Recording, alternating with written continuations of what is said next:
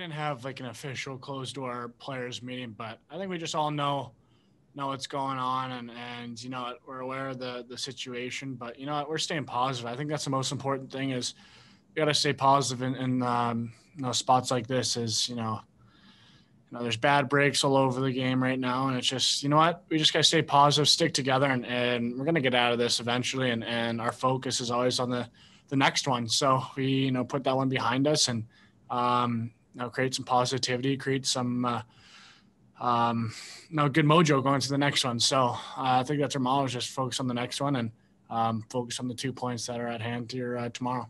How much of an emphasis will going into tomorrow be on the start and leading a hockey game rather than chasing? Yeah, well, you can't have a full 60 minutes without a good start. So I think that's going to be the big focus, is the first couple shifts for each line and each D pair, and just go from there. You can't get too ahead of yourself, can't get too down on yourself. So you just got to focus on each shift, getting better, get more involved in the game, and just do it for one another. It's we have belief that we're going to get out of this and be better because of it. So, like I've been saying, be positive is the big message that we've been having in the locker room. And just got to be ready for tomorrow.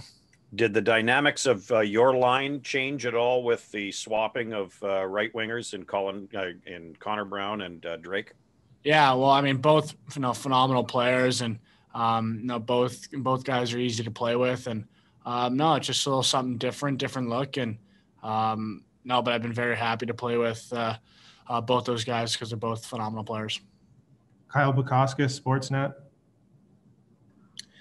Hey, Brady, I'm wondering in your position, do you, at this juncture, are you talking lots with your teammates to try to reinforce the positivity, as you mentioned? Or are you a little more hands off and just let everyone kind of work through whatever they're dealing with? What's your approach with the group these days? Yeah, well, I think that's a good question, because, I want to make sure that, the message is, coming across that, but I think everybody's, doing a good job of staying positive, but of course it's a tough time, and just try to stay there or be there for one another and stick together. And I think that's going to be the most important thing that we're going to learn from this little stretch of games, is that, we stuck together through thick and thin. So, we're doing a good job of being there for one another, and we just got to keep doing that. You've gone through some tough stretches with this group, or with this team rather, in your time in the NHL. Has this been the toughest, or how would you view the last couple of weeks? Yeah, well, it's definitely,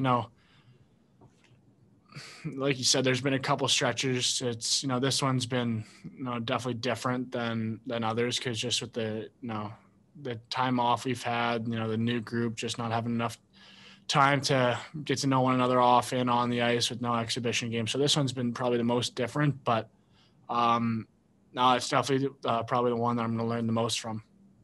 Final one is Nick St-Pierre, Unique FM. Yeah, Brady, 2 questions. Actually, if you had to pinpoint one thing to give you a chance for the game tomorrow, what do you need to be better at, to start?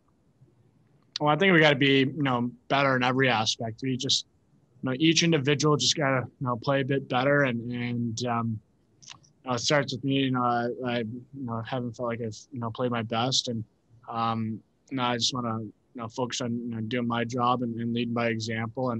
But I think with the group we have this year, it's a close group, and we're going to get out of this, and we just got to stick with it, stick together, and I think that's what we've been doing. But the big focus is on tomorrow.